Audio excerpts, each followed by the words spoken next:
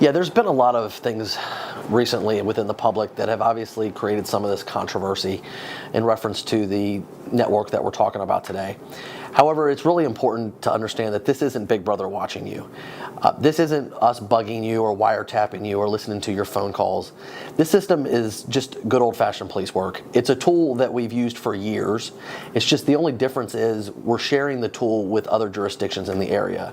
And by that I mean we're looking at telephone records or subscriber information of criminals. They have to have committed a criminal offense, and then there has to be a search warrant or a court order in place to allow us to look at those telephone records. And whether they're records that we've gotten from the telephone company or it's information that we've gotten from the telephone itself, it's really important and key to remember that it's not just us looking at those things.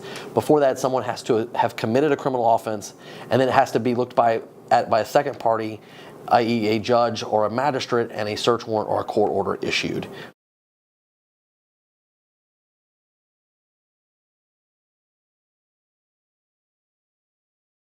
Sure, this tool is really used for the more complicated or the more in-depth investigations, maybe a violent crime, maybe a drug offense, or maybe gang activity, where you have people that are working with other criminals in other jurisdictions. And that's really the key here. That's why the sharing network is so vital to us, because it's allowing us to share our information about our criminals with other jurisdictions. For instance, Hampton and Newport News, we often have crimes that are linked between our jurisdictions. Really all this network does is allow us to look at phone records from our criminals and phone records from other jurisdictions that are in this network's records and say, these two individuals talk a lot. Maybe their crimes are interlinked. And then from there, we can start doing more in-depth investigations. But this is really just a tool. And what's really unique about this and the way we fund this is through drug asset forfeitures. And I think it's unique because we're using money or resources that we've got from criminal investigations, most of them drug-related, and we're putting that money right back into the same type of investigation. And so we're trying to use the money the best way we can so that we can apprehend more criminals that are doing the dangerous things in society that are causing us, to be fearful of the violent criminals.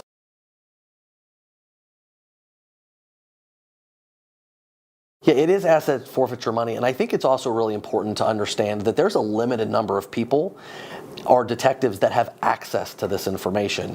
And those are members that are on the Peninsula Narcotics Enforcement Task Force. They're the ones that are doing these multi-jurisdictional, in-depth, intricate investigations. Not just every police officer has access to it, and the access is controlled. There's a program administrator, and so they're looking at this by criminal A, criminal B, criminal C, and what they're really doing is going, okay, from a regional perspective, who's linked, who's tied into one another. And they're not just doing it willy-nilly. They've got that court order and that search warrant, like I said.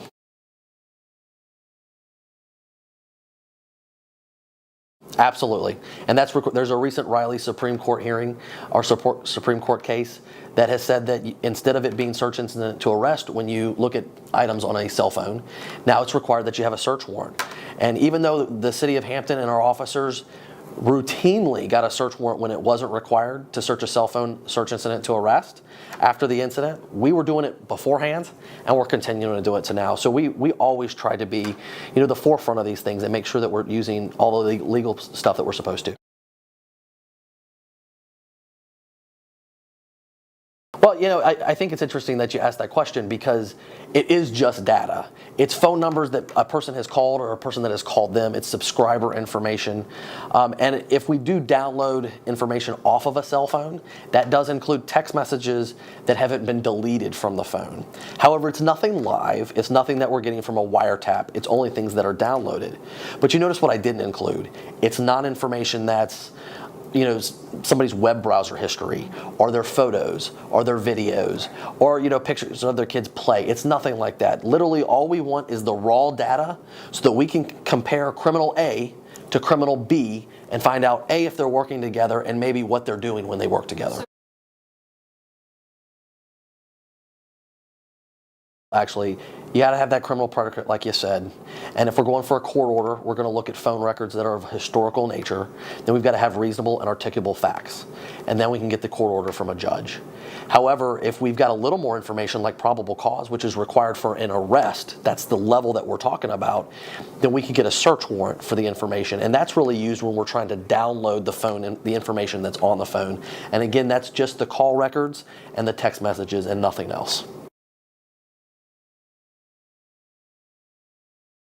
Only that, this tool really allows us an opportunity to look at information that there really is no other way to look at.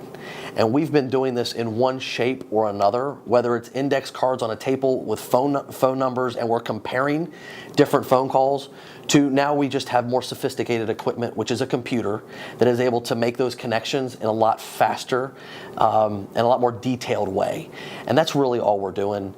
And if it helps us, make a large number of arrests or solve an intricate drug or gang problem, as long as we do it legally, I think it's in our citizens' best interest.